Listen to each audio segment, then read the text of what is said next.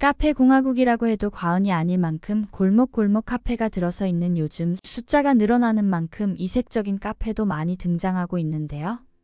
여기 아주 이색적인 카페가 있습니다. 바로 공장형 참기름 카페 쿠앤즈버킷입니다. 1층에는 판매장을 겸한 카페 공간이고 2, 3층에는 도심형 참기름 연구실과 공장이 있습니다. 프리미엄 참기름 랜드마크인 이곳은 쿠앤즈버킷 사옥입니다. 박정용 대표의 이야기입니다. 2013년 아파트 상가의 11평 규모 반지하 매장에서 출발한 쿠앤즈버킷은 창업 1년차에 8,800만원의 매출을 올렸으며 2년차에는 2억 5천만원, 3년차에는 8억 8천만원, 2023년에는 35억 원대 매출을 올렸습니다. 2024년 매출 목표는 68억 원이라는데요. 평범한 직장인 출신 퇴직자가 참기름 방앗간을 창업해 참기름 카페 사업에 도전해서 열정을 태우는 이야기 지금부터 시작합니다. 40대가 되면 누구나 막연히 노후 대비를 생각하게 됩니다. 박정용 대표 또한 그랬죠. 그의 마지막 직장인 식품 마케팅 회사에 근무하면서 자신의 사업 아이템을 발굴합니다. 바로 참기름과 들기름인데요. 회사에서 박 대표가 했던 일은 지역 식품을 발굴해 마케팅과 유통을 지원하는 것이었는데 고온압착 방식으로 만드는 참기름을 저온착유 방식으로 바꾸면 건강한 프리미엄 기름을 제조하여 국내는 물론 해외에도 수출할 수 있다는 생각을 하게 됩니다. 국내외에서 올리브오일처럼 참기름을 저온착유할 수 있는 기계를 찾기 시작합니다. 방앗간에서 6개월간 일을 배우기도 했고 해외와 컨택하며 관련 장비를 물색하고 전국을 다니며 시장 조사를 했습니다. 검증되지 않은 새로운 사업에 도전하기는 쉽지 않지만 용기를 내기 위해서는 제품에 대한 확신이 필요합니다. 박 대표는 좋은 지방을 섭취하면 건강기능성 식품을 먹는 것보다 더 빨리 몸이 반응한다는 것을 알게 됐습니다. 착유 방식을 바꾸면 더 건강한 프리미엄 오일을 공급할 수 있겠다 싶었죠. 그것이 참기름 들기름 사업에 도전하게 된 동기입니다. 박 대표가 창업에 도전한 것은 2012년이었습니다. 4천만 원을 투자해서 창업 준비를 시작합니다. 구로 쪽에 싸게 나온 사무실을 얻어서 기계를 구입하고 참기름과 들기름을 연구했습니다. 막연하게 시작한 방식으로 도전했지만 생각대로 되지 않았습니다. 여러 번 연구 끝에 어렵사리 그가 생각했던 방식과 가장 근접하게 기름을 짤 수 있는 기계를 수입하여 2013년 1월 역삼동의 아파트 단지 부근 오래된 반지하 상가에서 사업을 시작합니다. 장소는 이전에 연탄 창고로 쓰이던 제조 면적 5평, 판매 면적 6평의 11평 매장이었습니다. 시행착오 끝에 2013년 3월 정식으로 매장을 오픈합니다. 1년 차에는 월 700만원 정도 매출을 올려 연 8,800만원 정도의 성과를 냈습니다. 2년 차에는 2억 5천만원의 매출을 올렸고 3년 차에는 8억 8천만원 매출을 올렸습니다. 창업한 지 3년 만에 매출이 10배가량 상승하는 큰 성과를 거둔 것이죠. 빠르게 매출이 상승했지만 정작 박 대표가 특별히 했던 마케팅은 없었습니다. 대신 고객 한 명 한 명에게 온 정성을 다했죠. 좋은 제품과 정성스러운 응대 덕분에 구매자들의 입소문을 통해서 사업이 확장되었습니다. 품질이 좋은 국내산 참깨와 들깨를 사용하고 저온착유 방식으로 제조한 기름은 고객이 먼저 알아봤습니다. 처음에는 동네 주부들이 주고객이었는데 점차 고객층이 확장됐죠. 기업이나 결혼 행사 등의 답례품 선물 주문이 들어오기 시작했습니다.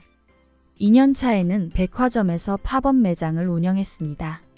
현대백화점 압구정점에서 팝업 매장을 운영했는데 처음에는 고객들의 거부감이 심했죠. 백화점에서 티스푼으로 참기름을 시식하는 것이 생소하고 낯설었기 때문인데 하지만 한번 시식을 하고 맛본 사람들은 이내 7-80% 고객이 되었습니다. 겨우 작은 가게 하나 운영하는 브랜드가 명품관 입점이 가능한 데는 고객의 도움이 있었습니다. 평소 매장에서 참기름과 들기름을 사던 고객이 본인이 거주하는 집 앞 슈퍼에 가보라고 했는데 그게 바로 압구정동 갤러리아 백화점 명품관이었습니다. 박 대표는 담당자에게 먼저 연락을 하여 제안을 했고 제품의 품질을 인정받으면서 입점할 수 있었습니다. 아파트 상가 반지하 11평짜리 참기름 방앗간이 명품관까지 입점할 수 있었던 비결을 물으면 박 대표는 자신있게 제품력 덕분이라고 말합니다. 우리나라 참기름이 고온에서 참기름을 만들게 된 이유는 온도를 높일수록 기계 고장이 적고 한 병이라도 더 기름을 짤 수 있기 때문인데요. 또 오래둬도 향이 강합니다. 하지만 고온으로 압착하게 되면 발암물질 발생 등 여러 가지 건강 이슈가 생기는 것도 사실이죠. 쿠엔즈 버킷은 여기서 차별성을 둡니다. 바로 저온 압착 방식으로 기름을 짠다는 점인데요. 처음에는 시행착오를 많이 했고 주변에서는 포기하라는 말도 많았습니다. 박 대표는 주변의 우려에 흔들리지 않았습니다. 자신의 고집을 지켰습니다. 저온 착유 방식은 맛이 순한 반면 음식의 원재료 맛을 느낄 수 있는데 박 대표는 기존 기름의 맛과 향이 강한 고온 압착 방식이 아닌 저온 착유 방식의 기름을 고집한 겁니다. 참깨와 들깨의 신선함과 차별화된 맛을 연구했죠. 특별한 마케팅 없이도 매년 매출을 상승시키면서 성장할 수 있었던 데는 품질을 체험한 고객들의 추천과 입소문이 있었기 때문이라고 박 대표는 말합니다. 창업 당시 40대 중반이었던 박 대표는 지금은 50대 중반이 됐는데요.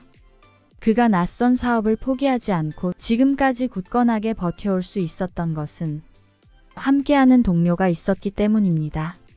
전 직장 동료에게 함께할 것을 제안했고 처음에는 거절하던 동료는 창업 후 사업에 합류하면서 서로 창업 메이트로서 의지가 됐다고 합니다. 2015년 이후 사업이 한창 성장할 무렵 역삼동에 있는 매장을 정리하고 동대문에 자체 사옥을 마련합니다. 동대문 사옥은 자그마한 건물로 2, 3층에서는 제조와 연구를 하고 1층은 카페형 판매장으로 사용하는데요. 동대문 역사공원역 대로변 안쪽에 있는 이 건물은 외관만 보면 멋들어진 미술관이나 갤러리 같습니다. 이 건물의 외관은 기름이 필터로 여과되는 모습을 형상화한 것이라는데요. 쿠엔즈 버킷의 명성을 더해주고 브랜드가 지향하는 철학과 제품을 체험할 수 있는 공간입니다. 식품 사업은 마케팅이 중요하죠. 하지만 쿠엔즈 버킷은 마케팅보다는 고객들의 입소문으로 성장한 케이스입니다. 오프라인 매출이 무려 70%, 온라인 매출이 30%인데요. 시중에 판매되는 제품보다 다소 더 비싼 가격이지만 품질을 인정받으면서 일반 고객 외에 선물 세트와 비비 수요도 늘어나고 있는데요. 가정에서 먹기 위해서 제품을 구입했던 고객이 비즈니스나 행사용품으로 구입했습니다.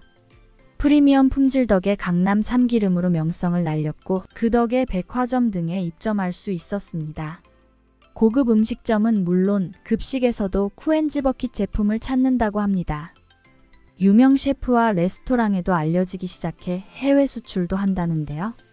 이런 수요가 늘어나면서 쿠엔즈 버킷도 수입산 원료를 사용한 제품도 생산하기 시작했다고 합니다. 쿠엔즈 버킷의 수입산 제품 역시 시중의 수입산 제품보다는 훨씬 품질이 좋습니다. 고온 압착이 아니라 저온 착유로 만들고 수입산이지만 원료의 신선도에 차이가 나기 때문입니다.